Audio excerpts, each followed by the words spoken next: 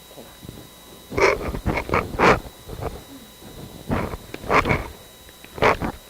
그러면 이번 달 거는 형제가 다 하는 거야, 혼자서? 오, 좋아, 좋아, 좋아, 좋아, 좋아, 좋아, 좋아. 원래 그렇잖아. 저는 원래 다 알고 부정리 분량 응, 응, 나누긴 나누는데 예. 좀 많이 간 거예요. 집에 머리 잘 썼네. 서러워 있죠.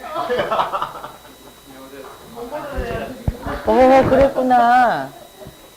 그러니까 모르는 건 없었어, 다? 모르는 것도 많고 답이 없잖아요. 답이 답이 없.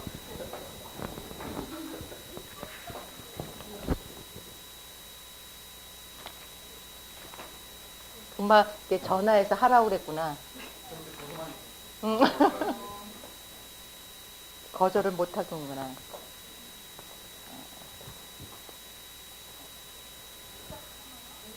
아니요, 저거 가져와야 돼. 저거 가져와야 돼요. 그러니까 여러분들이 이번 달 거 좀 연역해 보고 계세요. 이번 달 거를.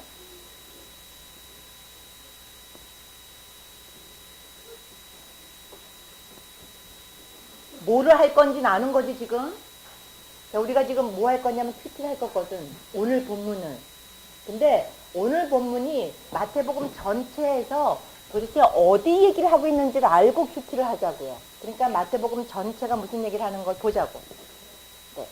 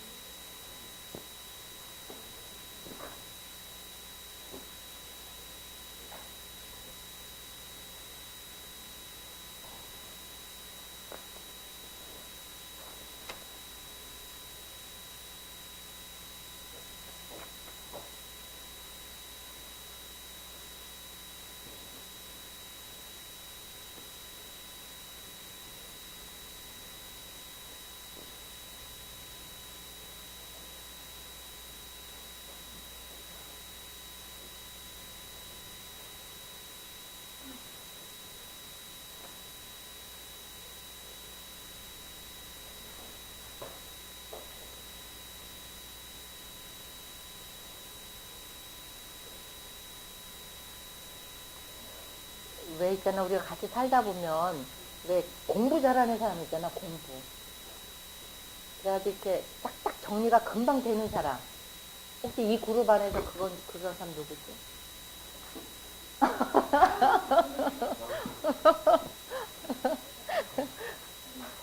왜 강한 부정은 강한 긍정인데? 근데 부인이 생각하기 어때? 잘하지?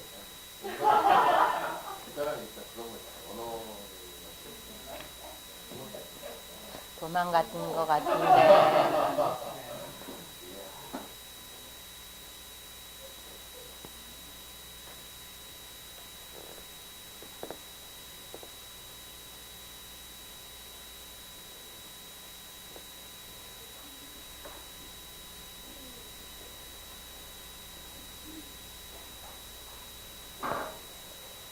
논아서 다들, 그러니까 제가 이렇게 논아드리면 그 부분만 딱 보고 요약해서 키워드만 잡아내는 겁니다. 일단 마태복음 개관 1번 가지고 할게요. 다 받으셨나요? 네. 저기 자매도 맞아. 개관 2도 해야 돼? 이거 안 받으시면 그렇군요. 자, 그러면 일단 마태복음 개관 저희들 다 같이 해볼게요. 왜 시작하기 전에 알아둬야 될 거 1번 먼저 예수 그리스도 집중하라 있죠? 그거 자매가 하세요. 그것만 몇 줄 안 되지? 네, 그 다음에 구약 인용구나 배경을 주목하라가 형제가 하세요. 그것만. 자, 그리고 난 다음에 앞뒤 문맥 구조를 좀 주목해 보라는 부분 있죠? 그건 그 옆에 자주색. 네네. 그것만 하시고요. 자, 마태복음은 누구를 위해서 어떤 구조로 쓰여졌나, 요 부분, 요 부분은 제가 할게요. 제가 하면 폐율법의 구조 있죠? 저기 머리 좀 낸 자매님. 네. 슬기? 아, 이름도 예쁘다. 슬기가 그것만 하세요. 아셨죠? 몇 줄 안 되지?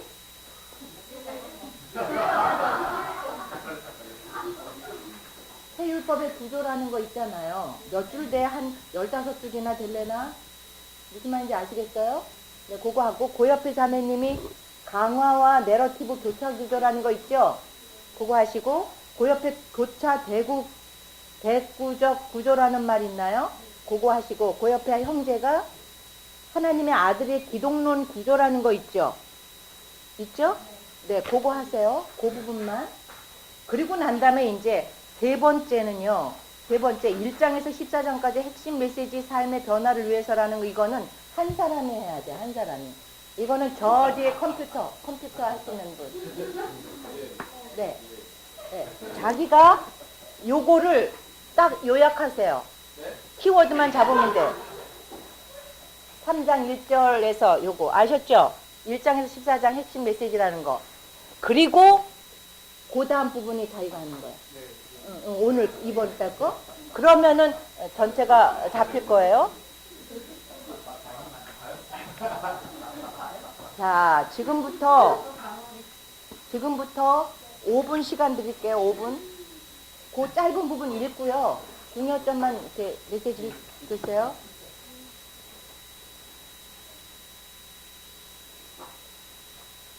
만약에 힘드실 땐 뭐 하라고요? 패스. 오케이. 패스하면 무조건 받습니다.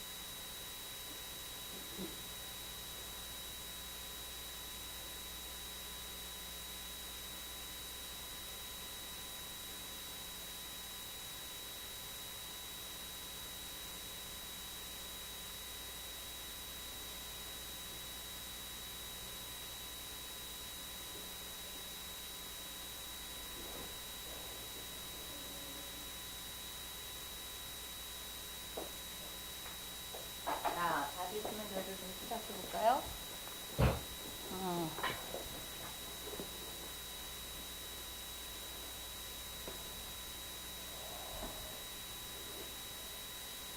제가 이걸 들어봤더니만 제가 말을 잘하지를 못하더라고요. 용서를 하고 좀 들어주세요. 말을. 자, 저희들이 지금부터 제가 뭘 하려고 하냐면 전체를 보고 부분을 봐야 된다는 얘기예요. 그러니까 언제나 본문을 묵상한다고 할 때 그 본문만 가져오는 것이 아니라 전체적인 흐름 속에서, 문맥 속에서 본문을 봐야 된다. 그 말을 하려고 합니다. 자, 일단 도입부를 제가 시작을 해보면 마태복음 1개관에서 이런 거 있어요. 마태복음 이것이 하나, 둘, 셋, 넷, 다섯 번째 신선한 충격이길 바란다고 이분이 말하세요. 신선한 충격. 그렇게 하는 이유는 우리가 가지고 있는 마태복음에 대한 이미 사전에 여러분들 지식들이 있잖아요. 산상수훈이 이때더라. 막 이래서 이미 여러분이 뭔가를 알고 있다면 그것들을 다 어떻게 하라고요? 다 좀 내려놓고 부분 매일 읽는 그 말이 정말 새로운 말로 들어와야 돼요. 저를 좀 보세요. 그러니까 큐티의 영성이라고 얘기할 때, 이 개인 영성이라고 얘기할 때요. 그날 아침에 하나님이 따끈따끈하게 나한테만 주시는 밥상이라고 보는 거예요. 이미 들었던 얘기를 식은 밥 먹는 게 아니고요. 하나님이 나한테 오늘 그 말을 꼭 필요해서 나한테 주셨던 말이라고 보는 것이 되는 거예요. 그런 의미로서 신선하게 받아들여야 된다. 이 말을 좀 하고 싶은 거고요. 그 밑에 줄에 끊임없이 변화되는 것을 목적으로 주어지는 말씀이라는 거예요. 언제나. 자, 그래서요. 그리스도의 길로 여러분이 가야 돼요. 맨 밑에, 그러니까 그 파란색 줄 맨 끝에 이런 거 있죠? 치유받고 회복되어 연단되어 그리스도의 길로 여러분이 다 어떻게 된다고요? 나아가야 되는데, 그 앞에 지성, 정서, 의지 있나요? 동그라미 치세요. 지성, 정서, 의지. 이런 거예요. 머리로는 알겠어. 머리로는. 본문 메시지에서 예를 들어서 너희들은 마음이 가난한 자는 천국이 저희들의 것이야. 이게 많이 듣던 말이고 하나님 제가 그렇게 살겠어요 라고 머리만 동의를 넣는 게 아니라 여러분의 감정, 의지적으로도 동의가 되냔 말이에요. 무슨 말인지 아시겠어요? 그래서 그리스도의 길을 간다고 할 때 지성, 정서, 의지적으로도 여러분들이 치유되고 회복되고 가느냐 이거예요.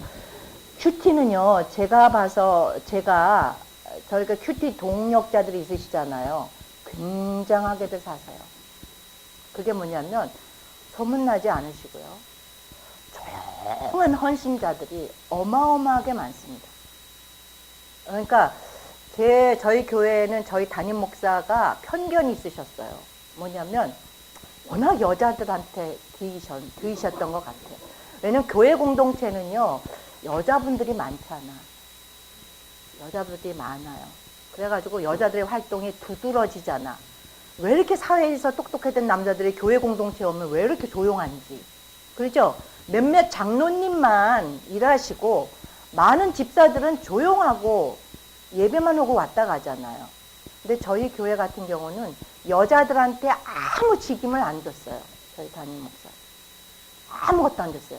남자들 그러니까는 창조의 질서를 회복한다 막 이러시면서 그냥 남자들한테만 순장 맡기고 여자들 활동은 아무것도 인정하지 않았어요. 그렇게 저희 교회는 시작을 했고요. 여자들한테 유일하게 열렸던 것이 큐티방이었고요. 근데 그 큐티방의 여성 사역자들이 놀랍게 달라졌어요. 그리고 교회의 모든 일에 여러분들이 저희 교회가 하는 무슨 집회에 참석하시게 되면 놀랐을 거요. 그 정교함, 섬세함, 그 준비됨, 어마어마한 사역자들이, 여성 사역자들이 동원돼서 몇천 명, 몇만 명 되는 집회를 거뜬히 해결하는 잠재력이 어마어마합니다. 큐티 사역을 하시면요. 헌신이 뭔지 배워요. 조용히 돕는 배필의 영성을 가지게 됩니다.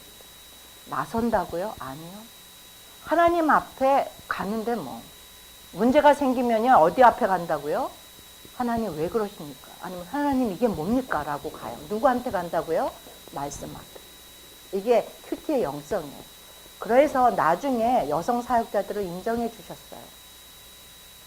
한참 세월이 흐르고 난 다음에 거기에 큐티의 어마어마한 묵상들이 있었습니다. 여성들 안에.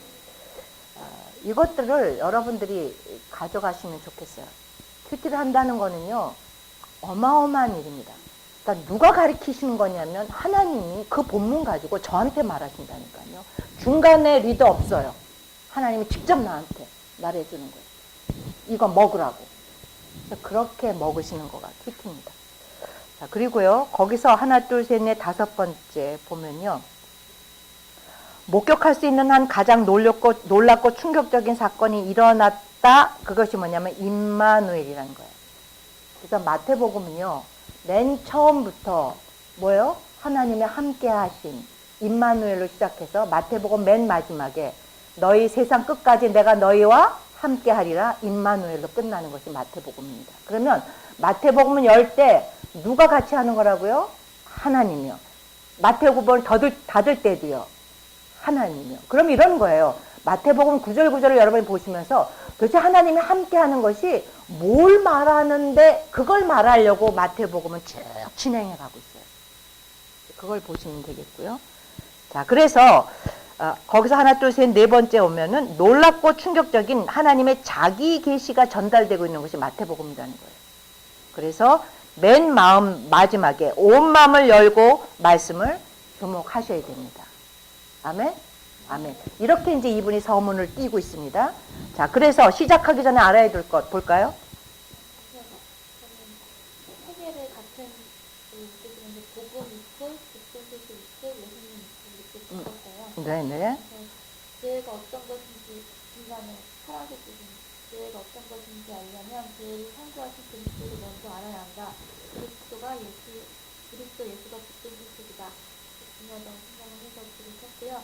예수님이 누구신가, 무엇을 하셨는가, 무엇을 하고 계신가, 무엇을 하려고 하시는가에 대해서 묵상을 하고 초점을 맞춰서 예수님 포커스를 두고 마태복음 읽으라고 해주셨습니다. 좋습니다. 그러니까 여러분이 이제 마태복음 큐티를 한다, 말씀 묵상을 할 때는 뭐에 언제나 집중하자? 예수님. 네, 그 얘기를 하고 있고요. 자, 두 번째. 두 번째는 구약 인용구나 배경을 주목하는 건데요. 마태복음이 신약의 첫 책인데 기록자는 의미가 구약이 이제 끝나고 400년의 침묵이 지난 다음에 섞어서 나온 책인데 이게 그냥 엉터리된 책이 아니고 구약을 배경으로 해서 나온 책이고요. 구약이라는 표현에 의하면 구약이라는 나무의 뿌리와 줄기들을 통해서 핀 산란을 섞었다.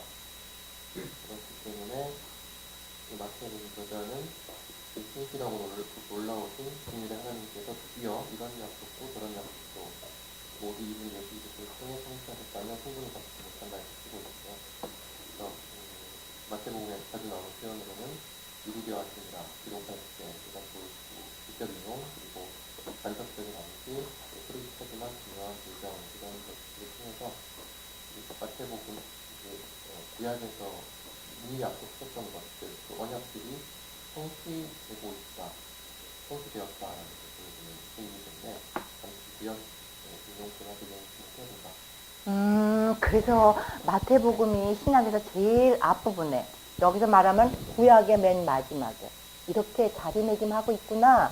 그러니까 이제 구약과하고 굉장히 연결선상에서 마태복음을 본다는 것을 뭐하자? 기억하고 보자. 이렇게 보는 것입니다. 이 사람이 이른 봄에 새하얀 목련꽃 같은 게 마태복음이라고 은유적으로 얘기를 하네요. 자, 3번 보겠습니다.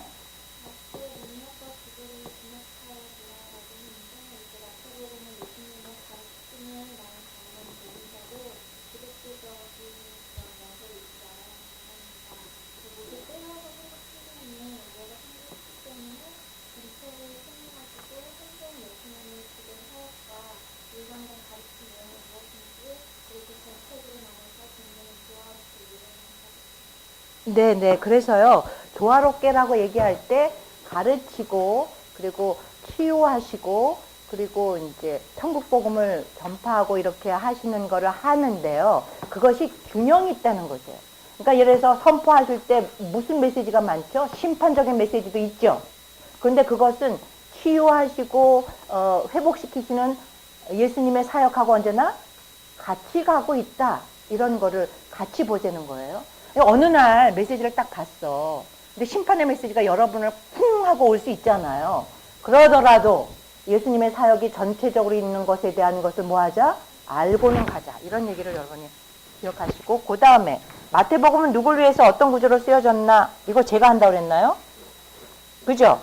네. 일단 문맥의 흐름을 여러분이 보셔야 되고요. 문맥의 흐름은요, 거기서 하나, 둘, 셋, 넷, 다섯 번째 내려오면 더 큰 문맥, 마태복음의 전체 구조 속에 있다는 걸 같이 봐야 된다는 거예요. 그래서 제가 여러분들이랑 같이 지금 개관을 하겠다고 제가 그런 것이죠. 그리고요, 거기서 하나, 둘, 셋, 넷, 다섯, 여섯, 일곱, 여덟 번째 내려오게 되면 다른 사복음서랑 마찬가지로 이 복음서, 마태복음은요, 모든 그리스도인을 위해서 기록이 되어졌어요. 그런데 특히 여기 이제 뭐 코텍스니 뭐 인쇄술이 어쩌고저쩌고 얘기하는데 무슨 말이냐면 그러더라도 마태복음요, 구약의 약속을 가지고 그 성취를 기다리는 특히 누구? 유대인 청중. 그게 이제 키워드입니다. 유대인 청중에게 더 초점을 맞추어져서 기록이 됐어요. 그러니까 유대인들이 이해를 더 잘할 수 있는 표현들이 있다. 이 말을 좀 하는 거고요.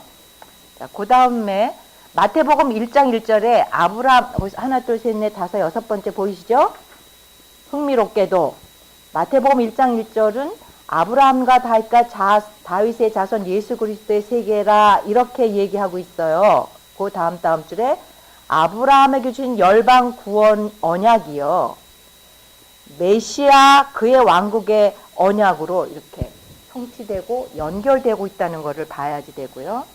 그리고 이런 입장에서 마태복음에 대해서 다양한 제안들이 있어요. 그러니까는 마태복음을 어떻게 볼 것인가에 대해서요. 저 보세요. 자, 마태복음 가지고 연구한 사람들이 많을 거 아니겠어. 이렇게 학자. 우리 목사님 자체가 학자시잖아. 그러니까는 어떻게 마태복음을 볼 것인가에 대해서 연구한 학자가 무지무지 많다니까. 그러니까 그 사람들 나름대로 다 마태복음은 이런 책이에요라고 했을까 안 했을까? 했을 거예요. 그래서 그런 사람들의 주장이 첫 번째가 새율법의 구조로 보자.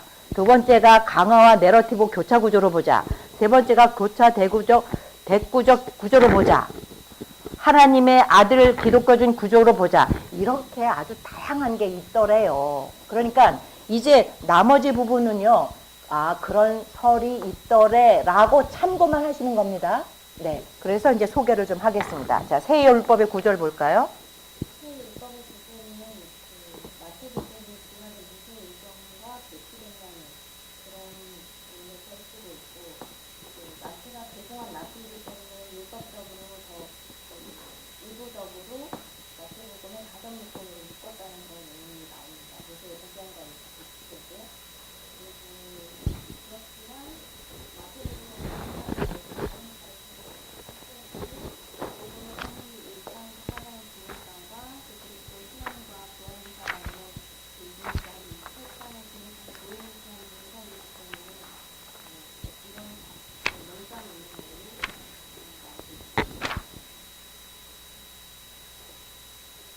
자, 여기가 다섯이라고 묶어있다 그러잖아요. 그 유대인들은 다섯이라는 숫자를 됐다 좋아한대. 그래서 모세도 모세 오경도 몇 개? 5권. 그러죠, 목사님? 네. 그래서 마태가 다섯이라는 숫자로 끊어놨어요. 다섯으로. 여기서 이제 마태복음 전체에서 5개로 끊어지는 이 글귀도 좀 있습니다. 그래서 탁탁탁 다섯으로 구분되고, 제가 이제 마태복음을 저는 이렇게 구조를 그려놨는데, 보면 설교도 5개예요. 여기 가르치는 설교, 여기 비유 설교, 그리고 여기 무슨 설교? 내가 써놓고 좀 못. 자, 여기는 천국 비유 설교, 여기는 제자 설교, 종말 설교. 이래가지고 딱 5개가 그냥 이렇게. 그러니까 이렇게 들여다보면 하나같이 뭐냐면 구분되어졌어. 어떻게 어느 숫자로? 5개. 그래가지고 이렇게 그래서 모세오경처럼 이런 구조를 가지고 있다. 이래서 세율법의 구조가 있다고 이 사람이 주장하고 있는 거예요. 자, 그 다음 거 볼까요? 강화나 내러티브 교차 구조. 마태복음의 새로운 모세 오경을 보면 예수님 가르친 것만 기억하고 예수님이 하신 일들은 하셔야지 예수님인데 사실상 분석을 해보면 마태복음이 그냥 이렇게 예수님의 가르침과 또 행하심에 대한 기록들이 하나씩 구체적으로 나온다고 합니다. 이런 분석은 우리가 가르치는 행하심의 길 아래서 할 수 읽어야 하고 생활과 가르침이 분리되지 않도록 함께 읽어야 하는 가르쳐준다고 합니다. 자, 이게 무슨 말인지 이건 이제 여러분들이 우리 여러분의 목사님이 이거 대가예요. 이게 대가라서 이게 이제 어떤 것인지 여러분이 차차 모든 본문에서 보시게 되겠는데 예를 들어서 어떤 중요한 본문이 있어서 그 본문의 앞에 부분하고 뒤에 부분이 서로 어떻게 해요? 연관, 교차되면서 중간에 중요한 것이 강화되고 싶은 내용을 가지고 대칭 구조를 가지고 내러티브, 그러니까 어떤 이야기를 말하고 있다는 것이에요. 그래서 여기서 그런 구조를 이해하면서 볼 수 있다. 이렇게도 주장한다는 것이에요. 자, 그 다음에 교차대구법을 좀 볼까요? 교차 대구법 구조를 했는데요. 뭐라고 하는데 구조의 대응이라는 말이잖아요. 그래서 저희가 지금 앞부분하고 뒷부분을 앞부분을 두 부분으로 봐서 11장을 전환점으로 해서 1장에서 10장까지 그다음에 12장에서 28장까지 이렇게 두 부분이 대응된다고 봤어요. 그래서 1장에서 10장까지는 밑에서 내관될 때 보시면 전반부에서는 예수님께서 전반부에서 복음을 전하신 분들 그리고 밑에 때 보시면 1장부터 끝까지는 유대인들이 메시아의 신 예수님을 거절하는 이렇게 되어 있고 그 옆에 전환점을 보시면 네 번째 줄에 시장장을 전환점으로 보는 사람들이 있는데 그런데 어쨌든 간에 이런 모든 증거를 들어보시면서 그 줄에 예수님을 거절하는 유대인들의 거부를 실천하게 되죠. 그래서 교회가 될 것은 회개하는 네, 그래서 이제 여러분들이 이제 요걸 보게 되면 확인해 보려면 도대체 마태복음 11장에 무슨 얘기가 나오는데 막 이렇게 보게 되면 마태복음 11장에 세례 요한이 예수님에 대해서 궁금해해요. 그러면 여러분들 세례 요한은 구약의 마지막 선지자 이렇게 보죠. 예수님의 길을 예배하는 사람 이렇게 보죠. 그러니까 거기를 기점으로 해서 앞부분 세례 요한에 의해서 소개되고 뒷부분은 이 땅에 오신 메시아 이런 식으로 어떤 중심축을 가지고 잘라서 교차를 본다는 거예요. 또 어떤 사람은 16장을 보기도 해요. 16장에서 베드로가 예수님에 대해서 고백하죠. 주는 그리스도의 하나님 아들입니다. 그렇죠? 그래서 제자들에 의해서 확인을 받고 앞부분 뒷부분을 또 교차해서 구조를 보고 이런 식으로 본문을 구조화시키면서 뭐 하는 거죠? 내용 파악을 하는 거예요. 도대체 마태복음은 무슨 말을 하고 싶은데 이거를 파악하는 것입니다.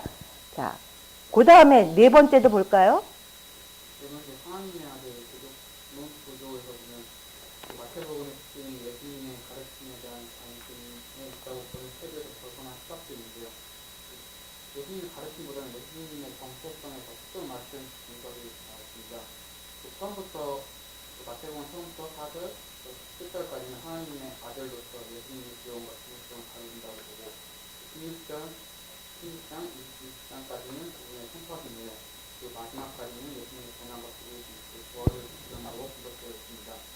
이렇게 또 마태복음은 예수님을 다윗의 아들로 소개한 특징도 있고 예수님은 정말에 오시는 참 목자로 묘사되는 부분이 있습니다. 그러므로 저희는 마태복음 묵상할 때 정말 예수님이 누구인가를 듣고 묵상할 필요가 있다고 합니다. 자, 이래서 아마 이 사람은 이분은요, 이분이 누구야? 최영삼 교수님은 아마 이거 돈을 이렇게 받으시고 신학자로서 마태복음을 이제 잘 이렇게 자기 본인이 아는 걸 이렇게 쓰신 것 같으세요. 그렇게 이렇게 나열을 이러이러한 것이 있지만 이 이후에 이제 세 번째 1장부터 14장하고 오늘 우리가 발표한 형제를 통해서 마태복음을 주제어를 이렇게 뽑아놨어요.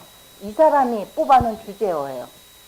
이렇게 이 사람은 자기 나름대로 마태복음을 이렇게 분류했다라고 소개하고 있는 거예요. 그러면 우리가 이제 이러는 거지. 이걸 공부하기 전에 지금 이거를 가이드를 주고 있는 교수님은 이렇게 본문을 뽑아가지고 마태복음을 전개시키는 분이구나라는 거를 보면서 가는 거예요. 응? 근데 저는 여러분들이 이렇게 분류를 했으면 좋겠어요. 분류가 많아. 그래서 좀 더 크게 분류를 나누고 소분류를 나눠서 마태복음 전체를 보는 안목이 있어야지 더 좋겠다. 이런 생각은 개인적으로 합니다. 그렇지만 이분이 한 거를 알고는 가볼게요. 일단 이분은 1장부터 14장까지 2월 달에 해야 되거든. 그래서 그걸 먼저 분류했어요. 4개로 분류했습니다. 그 부분을 좀 얘기해 주시겠어요?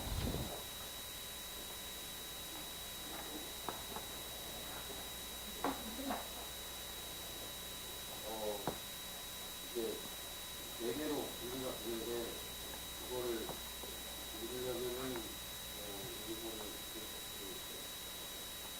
어떤 내용이 담겨 있는가, 교수 메시지가 무엇인가, 어떻게 소화해야 되는가 세 가지로 있습니다. 첫 번째는 누구냐 학생이다. 이거를 하신다는 게 수혜 언약이라는 건데 하나님께서 모든 열방들을 자신에게로 돌아오게 하기 위하여 자기 백성을 세워서 그들에게 자신의 영과 말씀을 지게 하시고 결국 그들과 함께 세상을 하나님의 나라로 회복시키는 자를 약속했다. 라는 게 내용이고 진심 메시지는 우리가 1장에서 4장까지 불쌍할 때 하나님의 신실하심을 깨달아야 하고 그리고 예수 그리스도 안에서 우리가 얼마든지 죄사함의 세례와 하나님의 성령의 인과 율법이 요구하는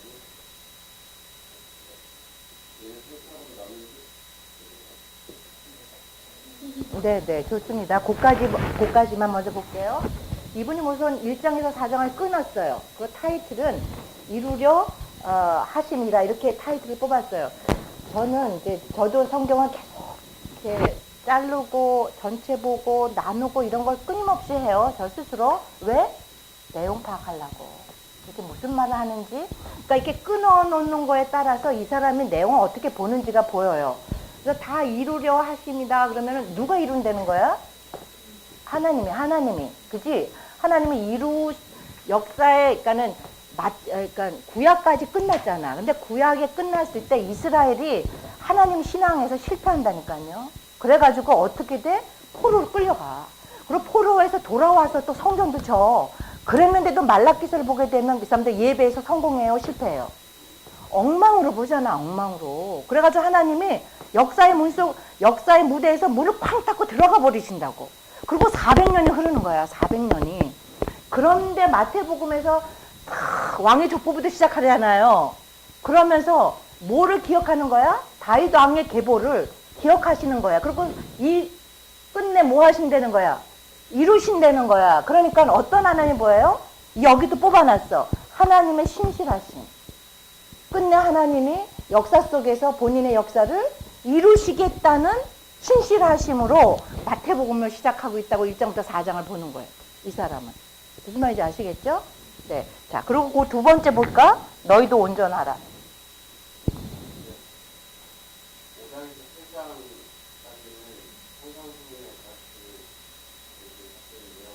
이거는 이걸 했으면 하나님께서 온전하신 것처럼 저희도 온전하라는 것입니다. 그래서 이걸 예수께서는 우리가 그렇게 온전해질 수 있는 모든 요건을 다 충족시켜주셨기 때문에 우리는 교회를 세상학교에서 하나님의 이름을 가르치고 나아야 할 사명, 그래서 가르치신 그대로 나머지 이름을 가르쳐 이름을 받게 하는 일에 결코 실패해서는 안 된다. 바로 여기에 교회 힘뿐 아니라 그 이름을 말하는 영광을 부어주신 자기의 때문이다. 자, 그래서 이제 두 번째 타이틀을 뽑은 게 이제 너희도 온전하라. 그런데 지금 이 공동체가 어떤 공동체라고? 유대 공동체라고요. 특히 뭐요?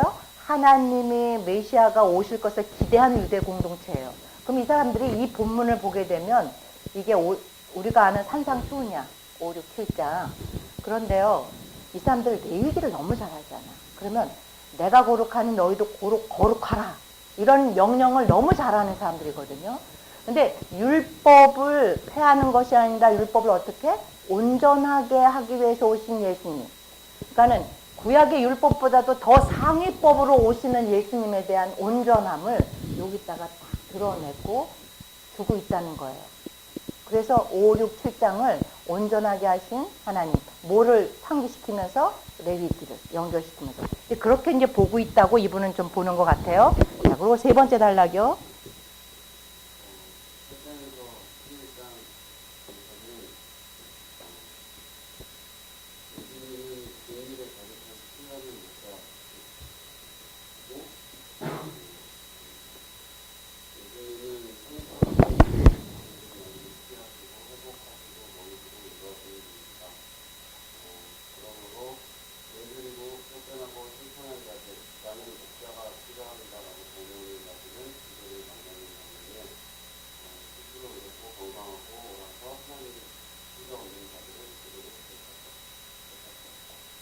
네. 그래서 이제 세 번째 타이틀은 다 내게로 오라 이렇게 얘기를 하죠. 그러니까는, 하나님이 다 온전하게 이 땅에 이루기 위해서, 특히 어떻게 해요? 온전하게 하기 위해서 다 하시는데, 그러니까 너희들은 다 나한테 뭐라고? 와라. 이렇게 이제 연결하고 있습니다. 그러니까 이제 주제 타이틀을 뽑고 저렇게 주제를 뽑는 사람들은요, 하나 공통점이 있어요.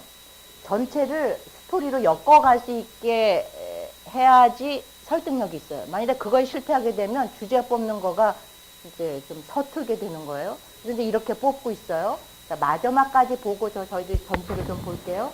12장에서 14장 볼까요? 12장하고 14장.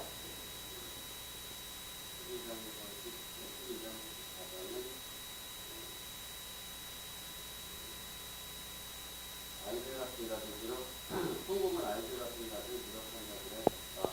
무력한 자들은 신문에 들어가지만 강한 자들은 못 들어간다. 그래서 역설이다. 수고하고 무거운 짐진 자들이 역설이라 힘들어합니다.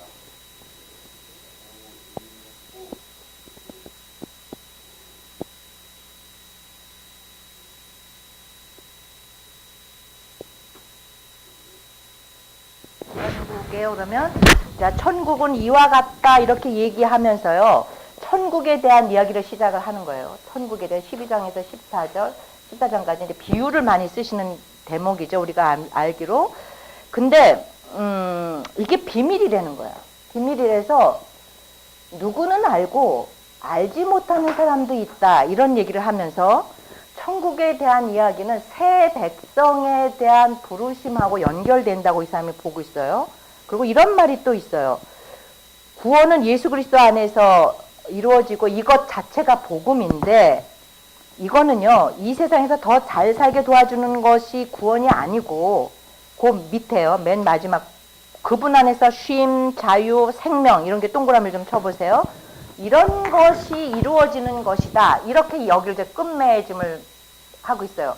1장부터 14장까지 이분이 먼저 써머리를 했어요. 근데 저걸 한번 좀 볼까요? 저걸 한번 들여다보세요. 1장부터 4장, 1장에서 14장까지. 마태복음 1장부터 14장까지 앞부분을 이제 지난달에 여러분이 묵상하셨을 텐데 이분이 어떤 구조로 가느냐면 하나님이 이 땅에 이루심 약속에, 그러니까 뭐의 약속? 구약의 언약의 모든 약속의 성취로 마태복음 특히 누구? 예수 그리스도가 오신다. 이런 거를 좀 보는 것 같고요. 그러니까 너희들도 온전해야 된다 하고 그분한테 다 가야지 되고 그분을 통해서는 그분뿐 아니라 모두 천국에로의 초대가 있다. 이제 이런 식으로 보는 거예요. 근데 이제 왜 타이틀 뽑는 게 중요하다 그랬잖아. 제목 뽑는 게. 많은 분들은 이렇게 봐요. 1장부터 4장까지 왕의 출현으로 봐요. 왕이 나타났어요. 그 왕이 나타났으면 왕이 나타난 하나님 나라 법이 선포될 거 아니겠어요. 그래서 하나님 나라의 법의 선포가 5장, 6장, 7장으로 보고요. 법의 선포가 됐으면 왕이 활동해야 될 거 아니겠어요. 활동하면서 많은 사람들을 고치고 치유하고 막 이러는 거예요. 그리고 나서 진정한 하나님 나라가 무엇인지 비전을 보여주는 거죠. 이렇게 해서 더 타이틀을 뽑고 보기도 해요. 자, 보세요. 이분이 지금 이렇게 하는 것하고 지금 제가 왕의 출현, 왕의 법의 선포 이런 거 조금 더 심플하지 않으세요? 어떠세요? 그렇게 지금 동일한 마태복음이라는 걸 보면서 단락을 나누고 거기에 대해서 중심 주제랑 핵심을 가지고 설득하는 것들이 사람마다 다 달라요. 그리고 난 다음에 표현하는 것도 다 달라요. 그러면 뭐 하면 되겠어요? 연구해 봐야 되겠죠. 그러고 난 다음에 본문에 대해서 좀 더 알아가야지 되겠구나 하는, 그러니까 동기부여가 되게 하려고 그래요. 골치 아프게 하려고 그러는 게 아니라. 그래서 요 점에 있어서는 제가 늘 생각하는 건데, 제가 저희 교회에 있을 때도 강력하게 주장했어요. 그래서 이제 저희 교회에서는 월요 큐티 세미나라는 게 지금도 진행이 됩니다. 그게 뭐냐면 목사님들이요, 사람들이 큐티할 본문에 대한 신학적인 백그라운드를 미리 설명해 주는 게 있어요. 미리.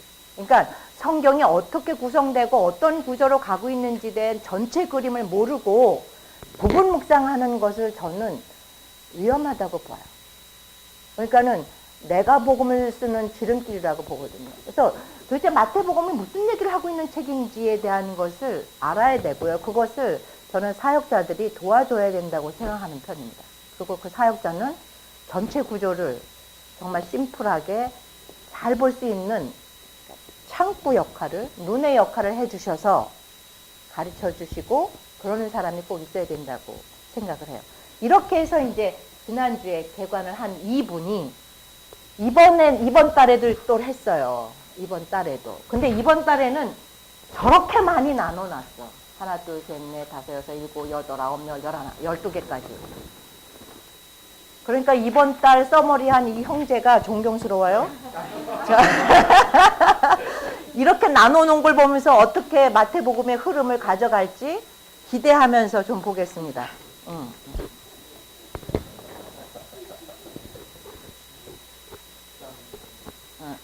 네. 앞장에서 마태복음 1장에서 14장까지는 핵심 메시지와 삶의 변화를 위하여라고 되어 있다면 뒷부분 15장부터 마지막 10장까지에서는 제가 이렇게 봤을 때는 교회에 대한 내용이 아닌가 싶습니다. 오, 멋있어. 오, 타이틀을 딱 뽑았어. 좋아. 무엇이 복음인가? 복음이라는 예수 그리스도라고 되어 있습니다. 예수 그리스도는 살아있는 성전, 교회가 아닌가 싶습니다. 네. 오직 그리스도를 전달하고 그분을 받고 그분을 나누고 배우고 담고 그분을 따라가는 것이 교회다라고 이야기했고요. 이 마태복음 말씀 중에서 뜻이 하늘에서 이루어진 것 같이 땅에서도 이루어지리라 하는 말씀을 통해서 그 날을 예비하고 준비하고 기다리는 교회가 아니라고 생각합니다. 교회라고 생각합니다. 그럼 이 뜻이 이루려면 그 교회가 할 일은 무엇인가라고 되어서는데, 교회가 할 일은 그리스도의 사랑과 진리, 은혜와 영광이 충만케 하는 것, 그리고 그 용서 회복을 통해 상처받은 영혼을 치유해주고 죽은 영혼을 살리는 것이 교회가 하는 일이라고 생각합니다. 이 마태복음을 통해서 마태복음은 복음서인데 복음서는 기쁜 소식입니다. 예수 그리스도의 십자가의 죽으심과 부활을 통해서 그분을 건세해서 저희 건세해서 저희가 구원을 해주셨고 저희가 구원을 받았기 때문에 마태복음은 정말 기쁜 소식 같습니다. 그러므로 우리는 예수 그리스도의 십자가와 죽으심과 부활을 통해 우리는 다시 오실 그날, 다시 오실 그분을 기다리며 살아가야며 이 세상에 마음과 눈을 빼앗기지 말고 주께서 주신 생명을 힘써야한다고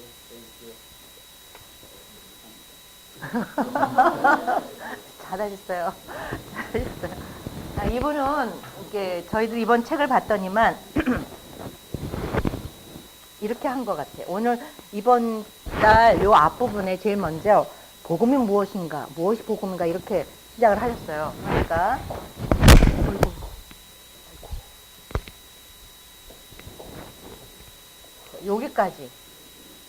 여기까지 그 전 단계에 이렇게 나누고 묵상을 했잖아. 그러니까 그분이 이루시기 위해서 예수님이 오셨잖아요. 그래서 예수님이 오셔서 온전케 하시고 예수님이 다 내게로 오라고 그러고 천국에 대한 것도 비유로 하시면서 예수님이 설교를 하시잖아요. 즉 예수님이 뭐예요? 복음이잖아요. 그래서 이제 여기서 시작했을 때 무엇이 복음인가 이렇게 하시면서 이제 쭉 나누신 것 같아요. 나눠서 전체를 보는 것 같은데, 자, 맨 처음에는 이분이 오셔서 기대하는 것이 교회라고 집중적으로 좀 보시는 것 같고, 그렇게 하기 위해서 교회를 세우기 위한 그 하나의 일환 아니면 교회를 보면서 교회는 이런 영광이 나타나야 되는 것, 그리고 이 교회에서는 이거 하지 말아야 되겠고 이거는 해야 되겠고, 그리고 그래서 거기에서 주권적인 하나님의 은혜가 있어야 된다. 이게 좀 중간 타이틀인 것 같고요. 그리고 난 다음에 예수님의 권세와 심판에 의한 어떤 비유를 통해서 예수님이 어떻게 대처하시는지를 보는 것 같아요. 자, 여기까지 좀 뽑아놓고, 자, 그리고 난 다음에 우리가 잘 아는 대로 24장 이걸 뭐예요? 종말장이에요. 예수님이 이제 종말에 어떻게 될 건지를 알면서 예수님이 이 말 굉장히 많이 하시거든요. 깨어있어라, 깨어있어라. 그런데 이 타이틀을 뽑아놓고는, 그러고 난 다음에 이제는 예수님이 뭐예요? 죽으시거든요. 이제 예루살렘에 들어가셔서 돌아가시는 데 있어서 죽으시는 것에 대해서 아는 자가 누구냐 이렇게 얘기하면서 예수님하고 그 여자밖에 몰랐다. 이런 얘기를 여기서 이제 하고 있어요. 예수님의 죽으심이 무엇인지를 조금 더 말하고 싶은 것 같아요. 그러고 나서 예수님의 죽음의 길에 대한 얘기하고 부활 얘기하고 부활 이후 얘기를 하면서 교회가 어떤 것인지에 대해서 굉장히 주목하는 것 같아요. 근데 이 교회 말고 마태복음에서는 천국이라는 개념을 가지고 들어오잖아요. 천국에 대한 비유도 나오지만 천국의 실현으로서의 교회에 대한 이야기를 선포하고 교회로 확장되어 갈 사명, 그걸 주는 것으로 마무리를 하고 있는 것 같아요. 이분이 보기는. 그래서 저는 여러분들이 여기서 이렇게 구조를 나누고 일일이 타이틀을 뽑아놨는데 뭐 해야 된다고요? 여러분들이 본문을 보면서 그런가 봐야 돼요. 그런가. 그리고 여러분의 언어로 본문의 이해를 하고, 큐티는 그 본문을 왜 차분히 들여다보는 거잖아. 그랬더니만 나는 이게 아닌 것 같아 라는 것이 때문에 여러분의 언어로 바꿔야 돼요. 그런데 오늘 22일 날 거잖아. 22일. 그죠? 그럼 오늘 본문은 어디죠?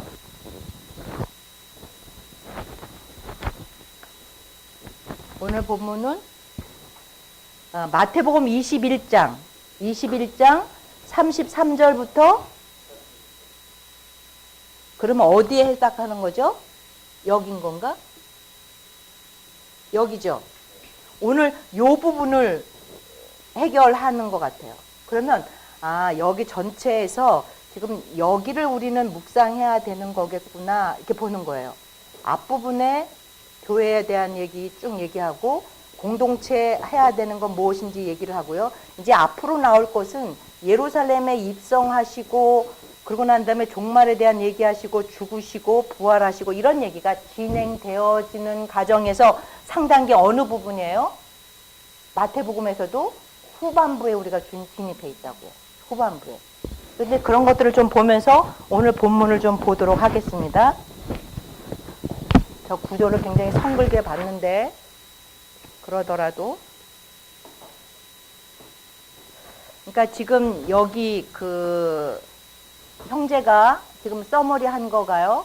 그렇게 여러분이 나눠서 이 사람은 왜 여기서 이렇게 딱딱 끊어서 이렇게 타이틀을 뽑았는지가 여러분들이 먼저 이해돼야 돼요. 그럼 아니면 이럴 수도 있어요. 이분이 이런 거 하는 것보다 나는 내가 가지고 있는 어떤 구조가 있으면 그거를 가지고 본문을 보는 것도 중요합니다.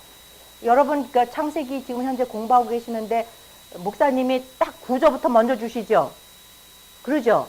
네. 그렇게 구조를 먼저 주고 있다는 것을 이제 여러분들이 정보로 잘 사용하시면서 본문을 봐야 됩니다. 자, 그럼 오늘 본문 77페이지인데요. 한 절씩 돌아가면서 읽도록 하겠습니다. 네네.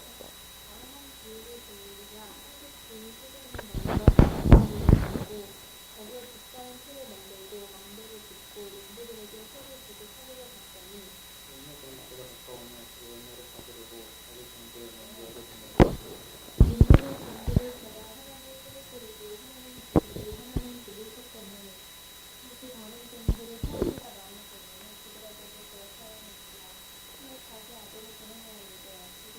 제일 중대하리라 하였더니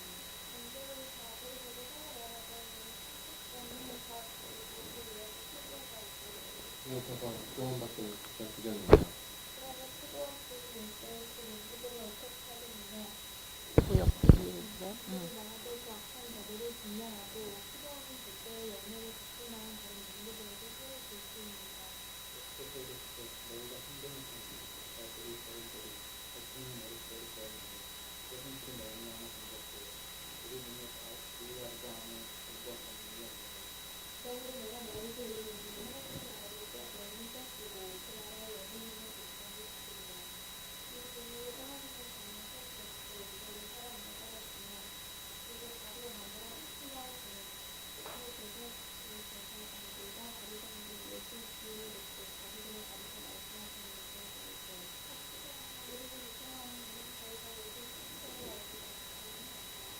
자, 이게 이제 여러분이 아침에 묵상하실 수도 있고 저녁에 묵상할 수도 있었던 이제 하나님의 말씀으로 오늘 받은 겁니다. 근데 이제 여기서 저분은 이제 21장부터 저희가 예수님의 권세, 뭐 심판에 대한 얘기 막 이렇게 나오는데요. 이분이 하나의 사건을 조금 이제 저 같은 경우는 저기 21장부터 예루살렘 입성, 이게 중요한 타이틀이에요. 저 같은 경우는요. 예루살렘 입성. 자, 21장 첫 부분 좀 가볼까요? 69페이지예요. 수요일 본문인데 그들이 예루살렘에 가까이 가서 감난산 벳박에 이르렀을 때 이러면서 예루살렘 입성 시작하는 얘기가 나옵니다. 자, 그러고 6절 가서 봤더니 나뭇가지를 베서 이렇게 막 흔들고 그리고 다윗의 자손이여 찬송합니다. 호산나 이런 것도 했다고 그러고 그리고 난 다음에 온 성이 소동하였고 이런 이야기가 여기 이제 들어갑니다.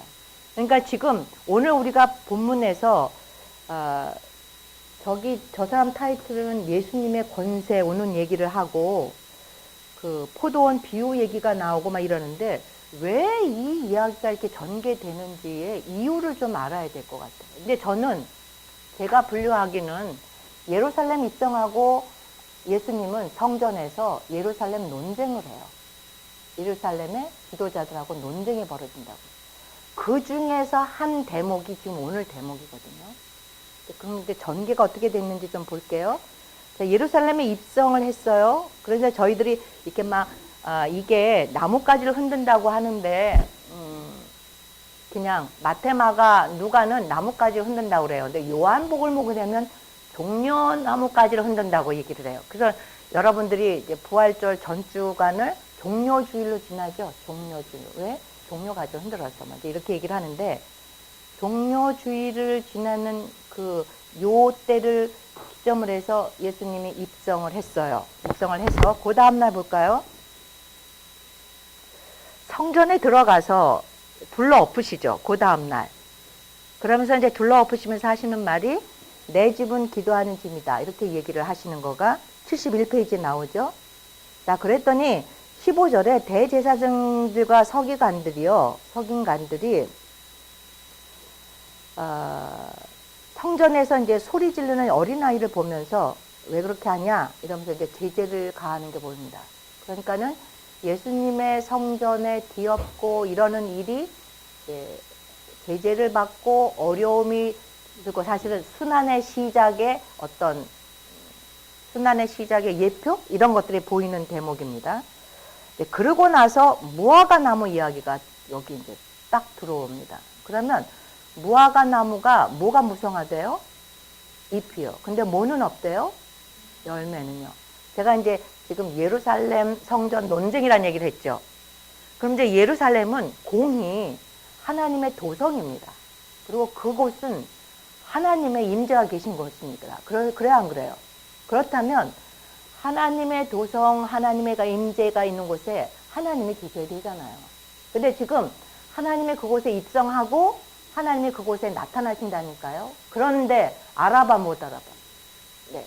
그러니까는 잎이 무성해서 뭔가 의식과 죄인은 풍성하고 난린데 뭐는 안 이루어져? 진정한 하나님의 영광과 임재는 없는 그거를 보여주려고 하는 것인지 무화과 나무 비유가 여기 딱 들어있어요. 자, 그래서 말라요. 무화과 나뭇잎이. 그러니까 제자들이 또 물어봐. 예수님 이게 뜻이 뭡니까? 그랬더니 21절, 22절 같이 읽을까요?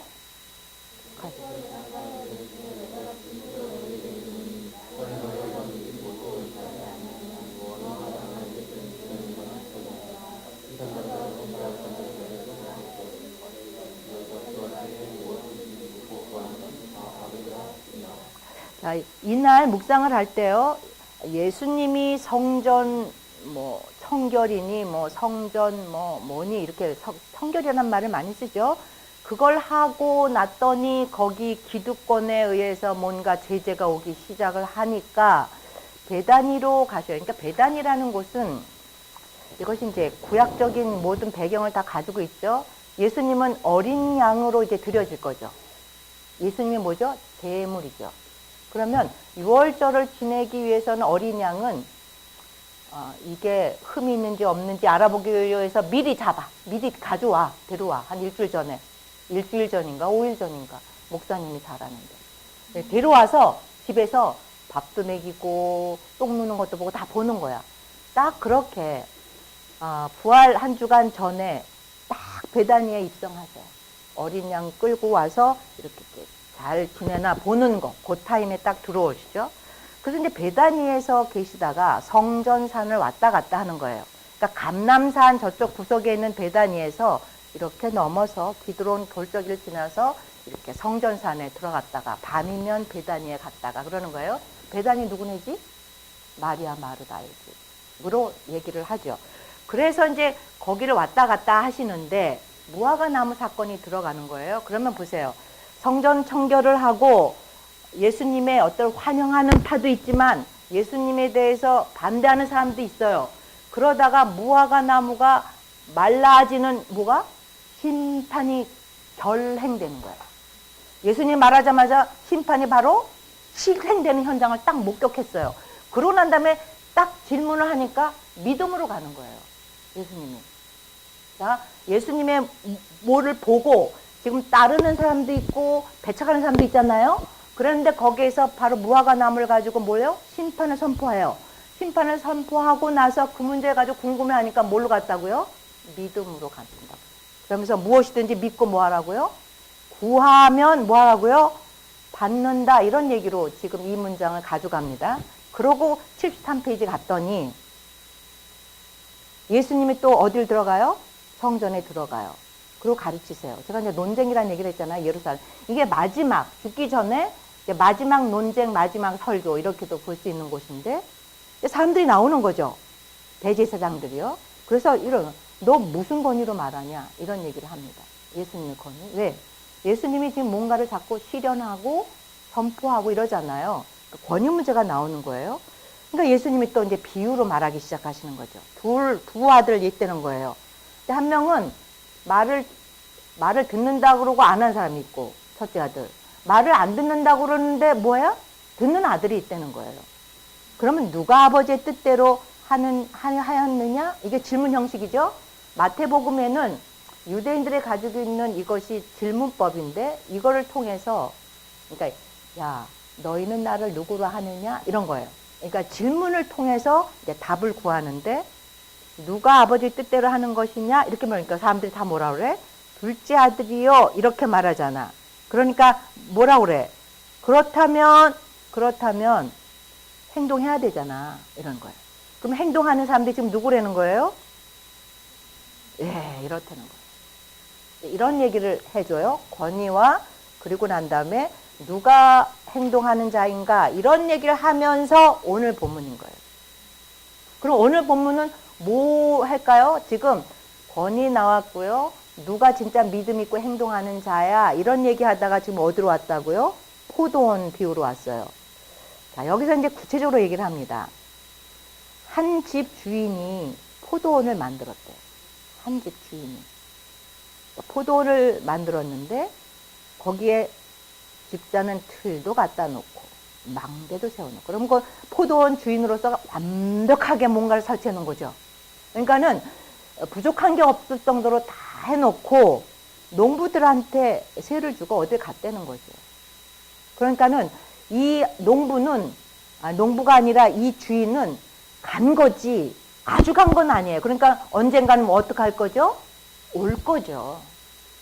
올 거죠. 그럼 오면 뭐 할까요? 계산하겠죠. 이제 그거가 염두에 된 거예요. 그런데 열매가 거둘 때가 돼서 이제 농부들이 이제 있는 거예요. 지금 주인이 있고 농부가 있는데, 농부들이요, 주인이 보낸 종들을 때렸다네요. 그리고 아들까지 왔는데 그 아들도 알아봤어요. 어떻게 해요? 상속자라고 알아봤어요. 그랬더니만 밖으로 내쫓고 어떻게 했대? 죽였대요. 그러면서 이제 다시 질문합니다. 주인이 와서 농부들을 어떻게 하겠니? 라고 또 질문합니다. 그랬더니 악한 자들을 진멸하고 포도원을 제때 열매를 받을 만한 다른 농부한테 새로 주겠지? 이렇게 말하는 거예요. 권위 문제, 예수님의 심판 얘기가 났어요. 그러고 난 다음에 바로 직결 심판되는 무화과 나무 봤습니다. 그죠? 그러고 나서 제자들이 질문했었어요. 이제 그런 연장선상에서 봤더니 주인이요, 지금 뭔가 심판을 유보하고 있는 것 같죠?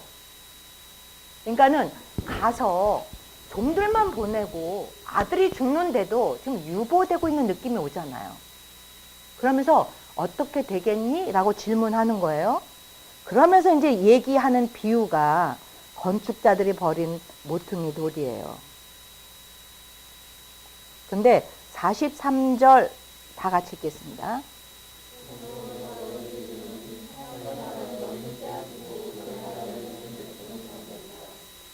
44절.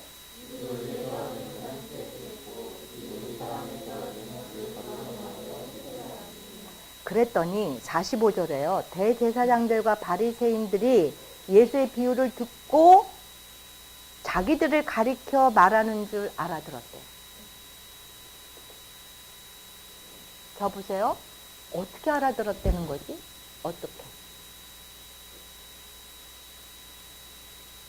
제사장들은 어떻게 알아들었을까요?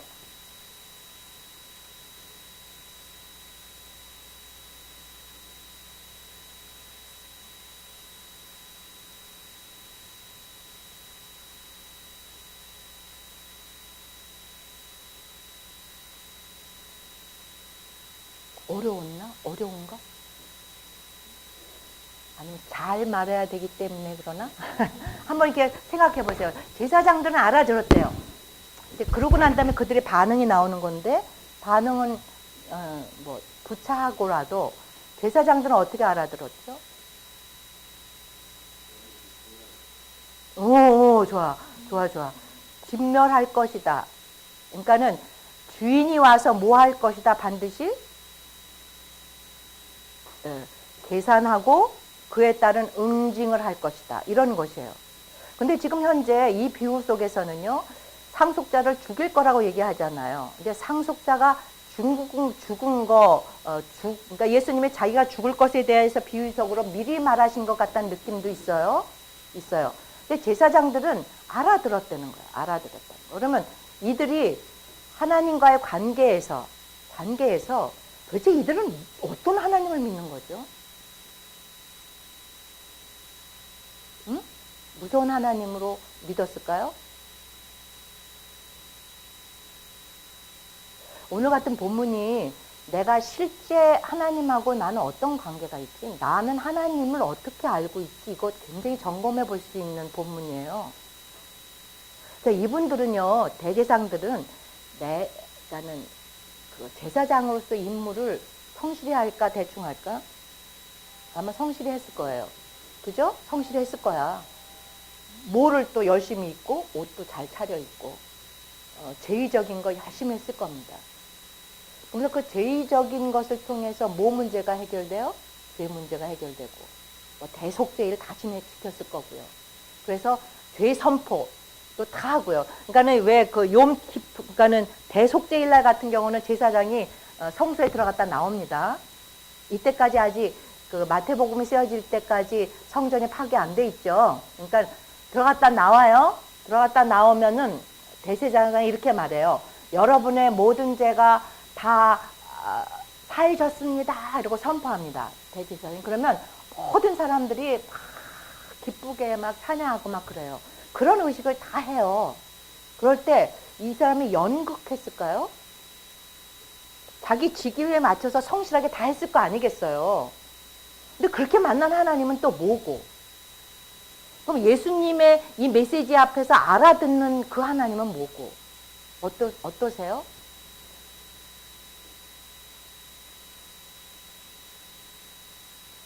이런 거를 보면서 이제 여러분이 큐티를 할 때 상황화로 갈 수도 있습니다. 여기에 이 메시지를 직접 듣는 곳에 여러분이 가 있을 수도 있고요. 이 메시지를 나의 메시지로 들을 수도 있고요.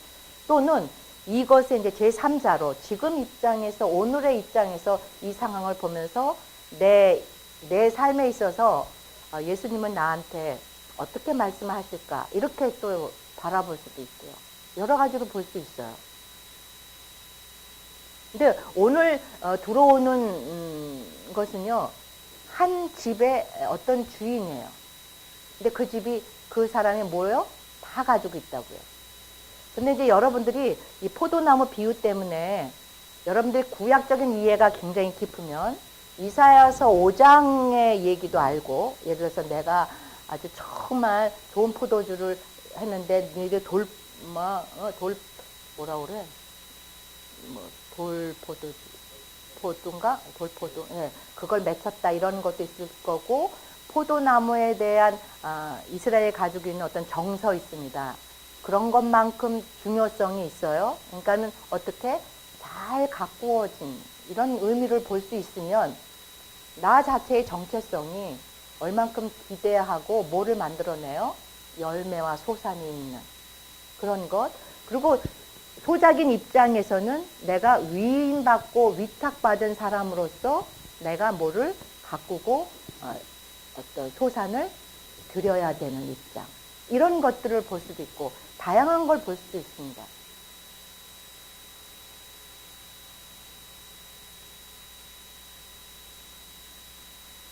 이렇게 해서 예루살렘 성전 안에서 논쟁은 계속돼요. 내일도 되고 계속됩니다. 제가 이제 오늘 메시지 갖고 여러분들한테 일단 반응은 잡고자 했었는데 이 사람들은 무리를 무서워해요. 그러니까는 도대체 이 사람들이 뭘 믿고 있는 사람인지가 이제 적나라하게 드러나는 게 이거죠. 진짜 이 사람들이 무서워할 대상은 누구여야 되는 거예요? 하나님이어야 돼요. 근데 하나님의 실체가 거의 없는 사람들인 것 같거든요. 그래서 무리가 무섭죠. 그래서 이제 그들이 예수를 선지자로 알아요. 왜냐하면 민중들이 선지자로 알기 때문에 잡지를 못하죠. 이랬다고 오늘 본문은 이어지고 있습니다. 자, 읽기에서 이제 우리가 훈련받은 건 이런 겁니다.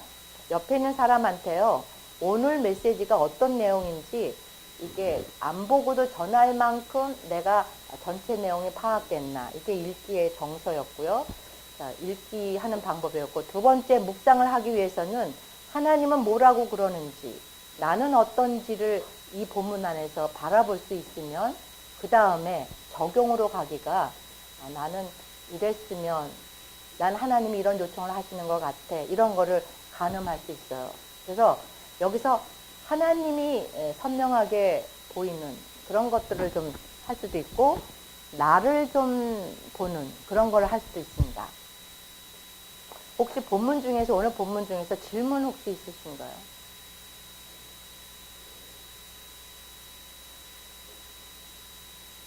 자, 그러면 둘씩 짝을 짓겠습니다. 둘씩. 둘. 자, 어떤 걸 처음 하실 거냐면 오늘 본문을요, 옆에 있는 짝꿍한테 오늘 본문은 이런 내용이야 라고 하면서 내용을, 그러니까 다 외워서 하긴 그러니까 이렇게 보면서 있죠, 이렇게 설명을 한번 해보는 거예요. 오늘 본문은 이런 내용이야. 자, 거기까지 일단 한번 해보세요. 여러분들 안에 무슨 일이 벌어지는지를 한번 보면 좋아요. 오늘 본문은 무슨 내용이야? 한번 해보도록 하겠습니다.